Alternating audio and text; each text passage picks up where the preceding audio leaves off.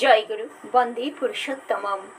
আজকে আমি আলোচনা করব আপনাদের সামনে যে প্রকৃত ব্রাহ্মণ কাকে বলে।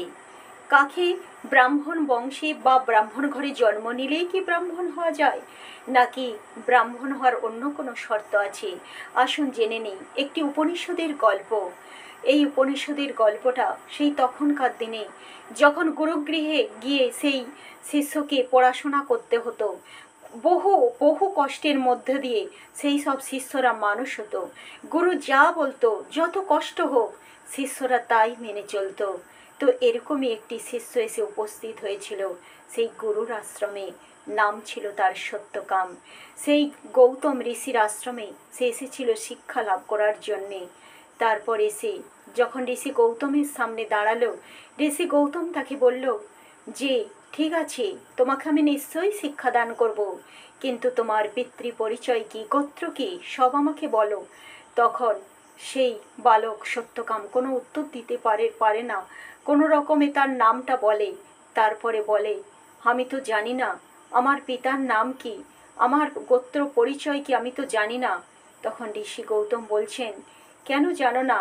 যাও তোমার বাবার কাছ থেকে জেনে আসো। বলছে, আমার বাবা তো নেই। তখন ঋষি গৌতম বলছে, না হারে, এইটুকু ছেলে বাবাকেও হারিয়েছে। তখন বলছি, ঠিক আছে, তোমার মা তো আছে, মায়ের কাছ থেকে জেনে আসো। তোমার বাবার নাম কি, তোমার গোত্র পরিচয় কি, এটাই তো নিয়ম। শিক্ষাদানের আগে আমাকে জানতে হবে তোমার বাবার নাম, তোমার গোত্র পরিচয়, কোন বংশ থেকে তুমি এসেছো। সত্যকামের তখন মুখটা আনন্দে ভরে উঠল। বলল, হ্যাঁ গুরুদেব, আমি এক্ষুনি যাচ্ছি আমার মায়ের কাছে। আমার মা আছে তো, আমি মায়ের কাছে জেনে আসব আমার বাবার নাম কি, আমার গোত্র কি। সে এলো, সেই হাঁপাতে হাঁপাতে এসে মাকে জড়িয়ে ধরে বলল, মা, আমার বাবাকে, আমার গোত্র কি? তখন মা খানিকটা সেই আকাশের দিকে তাকিয়ে থাকলো।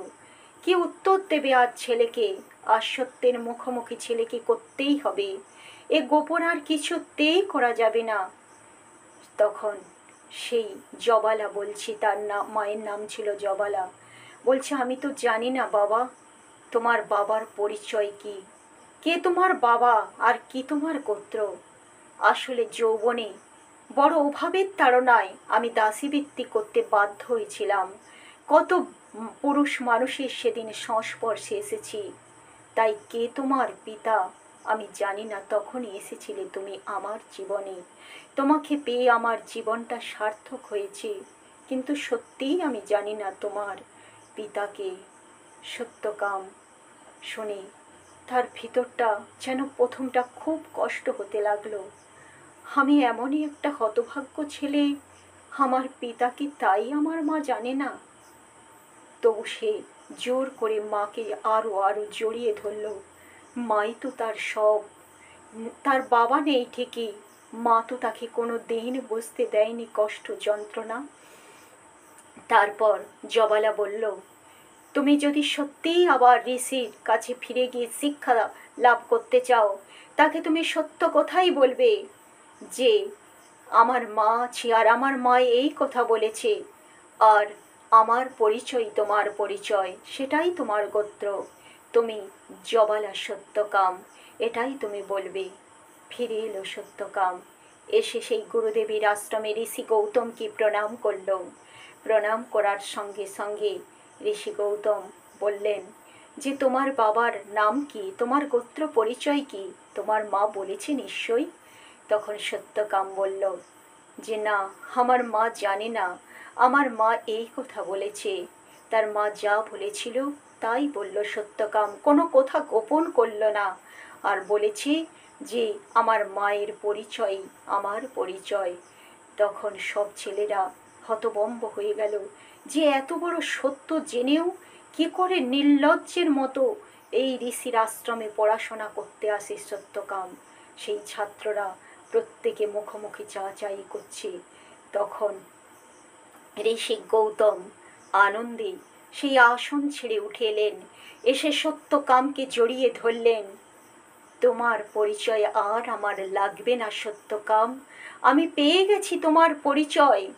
প্রকৃত ব্রাহ্মণের সন্তান তুমি, প্রকৃত ব্রাহ্মণ তুমি, নইলে এত বড় সত্য কথা কেউ বলতে পারে না। যে প্রকৃত সত্য বলে সেই তো প্রকৃত ব্রাহ্মণ। আমি তোমাকে শিক্ষা দেব, তোমার মতো শিষ্য আমি কোথায় পাব? আমি তাই তোমাকে দূরে সরিয়ে রাখবো না সত্যকাম, আমি তোমাকে শিক্ষা দেব। তাহলে আমরা জানলাম যে সত্যিই প্রকৃত ব্রাহ্মণকে, যে ব্রাহ্মণ ঘরে জন্ম নিলেই ব্রাহ্মণ হয়ে যায় না, তার মধ্যে সত্যবাদিতা থাকতে হবে, সত্যের মুখোমুখি দাঁড়াতে হবে, কোনো গোপনীয়তা থাকবে না, মিথ্যার আশ্রয় সে নেবে না, তবেই না সে প্রকৃত ব্রাহ্মণ। শুধু ব্রাহ্মণ ঘরে জন্ম নিয়েছে বলে, ওই ব্রাহ্মণের রক্ত আছে বলেই, তা বলেই কিন্তু ব্রাহ্মণ নয়। অনেকে সাধনার বলে, সেই যেমন ঋষি, সেই আমরা জানি সেই বিশ্বামিত্র, তিনি ক্ষত্রিয় ছিলেন, কিন্তু সাধনার বলে তিনি ব্রাহ্মণত্ব অর্জন করেছিলেন। তো জয়গুরু, সবাইকে জয়গুরু, সবাই খুব খুব ভালো থাকবেন। আর আমার যদি কোথাও ভুল হয়ে থাকে আমাকে অবশ্যই ক্ষমা করবেন। আর পারলে আমার এই ভিডিও লাইক, কমেন্ট, শেয়ার ও সাবস্ক্রাইব করে দিবেন। আমার পাশে থাকবেন, আমাকে প্রেরণা দিবেন। জয়গুরু, সবাইকে জয়গুরু।